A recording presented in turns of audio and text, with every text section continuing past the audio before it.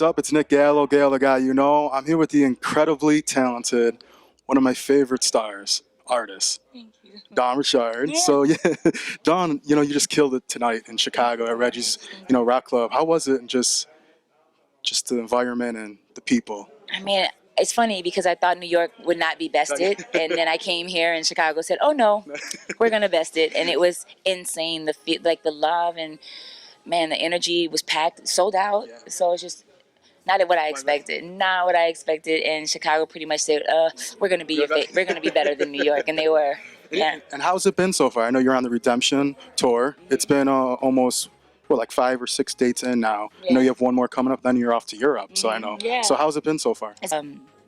It's funny because we're going back and forth from doing really innovative things and then going back on the road. We just did a YouTube experience where we did a 360 experience where I'm the first African American female independent artist to work with that technology. So we literally had to stop our tour to go do that. We did it in a week, had to produce it in a week, and then now we're back here. So literally I only had a day of like recovery and then I had to get right back on up. Not even a day because we left the next day at night. So that's been the kind of rhythm of the tour this year. Yeah, it was dope. The Verge thing for you. It was sick. Yeah, I liked it a lot. I know, all your albums have been the word heart in it.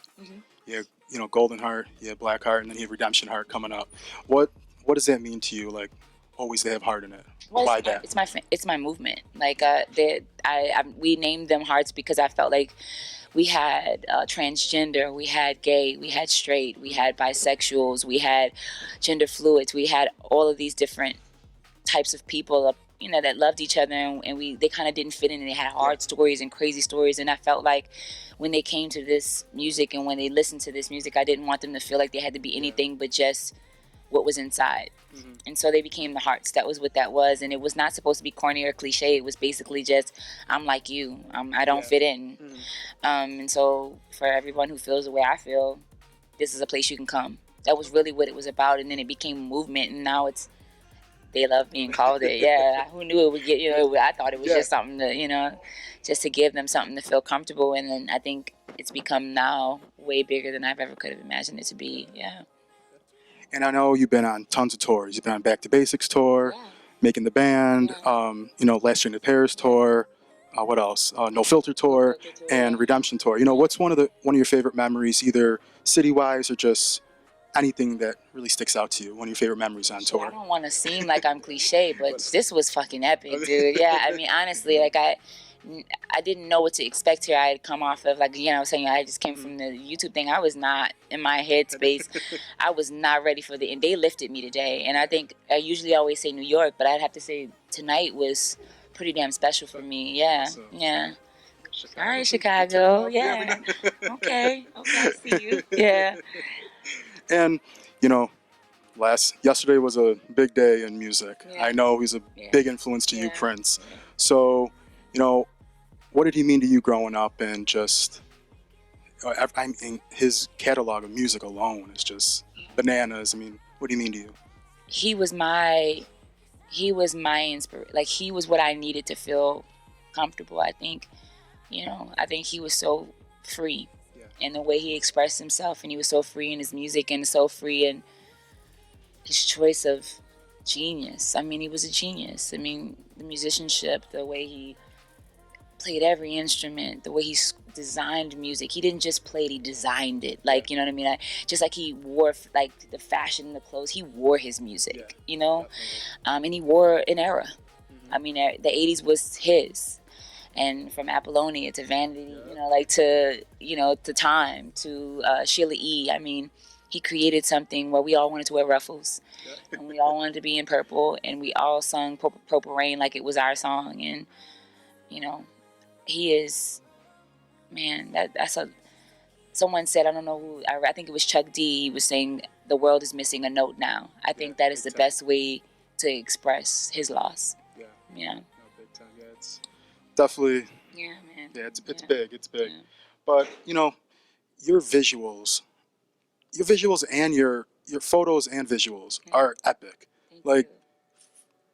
And especially independent. You don't. the budget is so much. I know I've heard from so many independent people. It's it's all your own There is money. none. It's There exactly is no it's budget. investing. So Yeah. what is your inspiration? Like who's your team that you work and how do you come up with some of them? Because like your American Beauty one, I love Yeah, like thank you. just your videos are just epic. I think they're so clean, crisp. Yeah, thank How you. do you come up with them I and have who do you work with a usually? great visual and beauty team. I create or direct all of my projects, but I honestly, if I didn't have Joey Tao, my stylist, and Nima Marsden, my makeup artist, and Nina Potts, my hairstylist, and Monty Marsh, the director that does a lot of my stuff, um, and Kyle Cabral, who literally has been the guy that's been from the very beginning. If everyone knows me 7 years ago, it's been Kyle. That creative team has been there from the beginning, and so it's like when we design these things, I'll come and I'll say, guys, I want to be green. Yeah. And I want to fly, and how do we figure it out? And then look at me first, kind of like Dawn, and then they say, okay, we're gonna fly. So then we sit down and we figure out how do we make that work. And I'm lucky enough where they don't side eye me. Yeah, They actually help me create the vision, because I feel like that's the only way you can really, really, really like grow and thrive, is if you're able to think outside the box and you're able to be as creative as you want to be. So I'm able to have that vision because I'm around people who dream just as wildly as I do. Yeah, yeah. Your music, I feel, I could say, I think it's no genre. No. That's what I love. Yeah. So, when you're singing live, what's one of your favorite songs that you like? Just that either the audience gives you, Yeah. the energy you need, or just one you love singing every night? That's a great question. I think tonight I really felt like Calypso just really connects. And I think it's in every festival, in every show that I do. I think people just really gravitate because that song has no structure. Like, it's so outside of anybody's structure. I mean, the song starts in vocoder, and then it doesn't even really have a full vocal until 2 minutes into the song. It kind of just, it's one big drum cadence. And I think if that isn't, you know, uh, if that isn't a genre kicking the ass right there, like, that's basically saying we don't give a shit about structure, and this song's awesome. And I think that's why I like to perform that the most. I think coming out the gate, you hear that drum and you're like, oh, this is about to be a ride, Yeah. I know you said you're going to Europe coming up. You have festivals and dates. What country are you looking most forward to? I'm looking forward to Roskilde. It's in Scandinavia. It's the festival. It's huge. Wiz Khalifa will be there, among a lot of others. Odessa, I think, Empress of, and all these really cool artists are going to be out there. And I'm super excited. I hear it's insane. It's like, I think it's Denmark's Coachella. So this is exciting. Yeah, this is exciting. That's exciting. I'm really happy to do Portugal. I'm doing Portugal, and I'm also performing in Lisbon and London, XOYO. And I hear that's a really great place to perform. And then we're doing Paris. So it's going to be a fun little ride this summer. Yeah, yeah. Is there anywhere that you still want to visit that you haven't that you would love to perform, or just even go just for leisure and just see the sights and the culture? I'd love to see New Zealand and Cuba. Now that Cuba has become a place you can actually, have some fun in. But I want to see Cuba as Cuba. I don't want to see it westernized. I don't want them to do it. I don't want to see McDonald's on the corner of Cuba. I would love to still see it as beautiful as it, has been and I've heard it to be. Yeah. And I hear that they're doing an electronic festival out there. I'd love for maybe next year if I could be a part of that, because I just think that I would adore Cuba. I think it's so rich in culture, and it needs to stay that way. And I think they are beautiful people. I want to just make sure that they feel respected, and that it doesn't feel like they're being invaded. Like, I really wanted to, I want to go if it's a comfortable thing for them, because, I mean, they really are. I think the world should always be able to see something as beautiful and authentic as a place like Cuba. And final question, Redemption Heart's coming out this year. So what could you tell us a little bit about it? Any, I guess collabos, either producer-wise or, just audio-wise, someone on the track you want to talk about? Or anything else you have for the year as well? Yeah, well, I'm working with Machine Drum, and if, he's an amazing producer. He did not above that. I'm still working with my guy, Noise Castle, who did Blackheart, so they'll be the primaries on this album. If you know me, I like to keep it very small and very tight. my collaborations are different than everybody else's. I'm not looking for a collaboration with an artist or a feature. My collaboration I'm hoping to do is with doing more with this 360 and doing more with pushing the envelope with tech and technology. The Red Era is going to be about innovation in the tech world and how we can really collide tech, fashion, and music together to create something really beautiful. I think you've seen that with the YouTube, and that's just the beginning.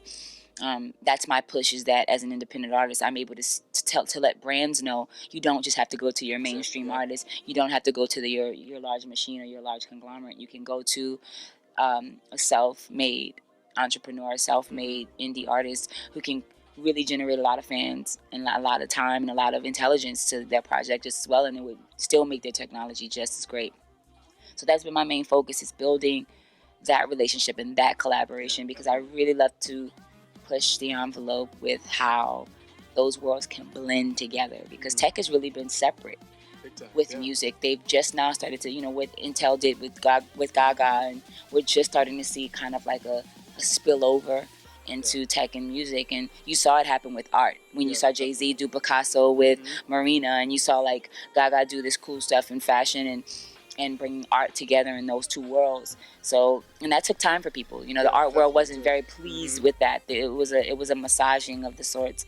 I really want to respect the tech world. I really want to respect gamers. I really want to respect animators, and I want them to see that there is someone who appreciates the art, and not only appreciates it, but wants to blend that world together in music and fashion.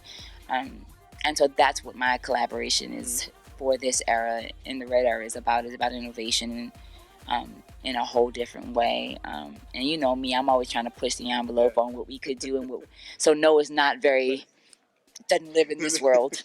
No, it's not. I don't know that. That's a different language for me. I don't know what that is. Yeah. Well, I want to wish you the best of luck on everything. Thank you. More, I know it's been 10 years in the game for you this year, and 10 more and many more, I'm sure. Yeah, it's crazy. Yeah, right. To certain people, and to other people, I'm a new artist, so it's really crazy. funny. Yeah. Well, I want to wish you the best of luck, and it's Nick Gallo, the guy you know, here with Don Richard. Yeah. Hey, my name is Dawn, and you're rocking with Gallo, the guy you know. I'm from that noise, so I'm stunning like a mother. Blind to the head.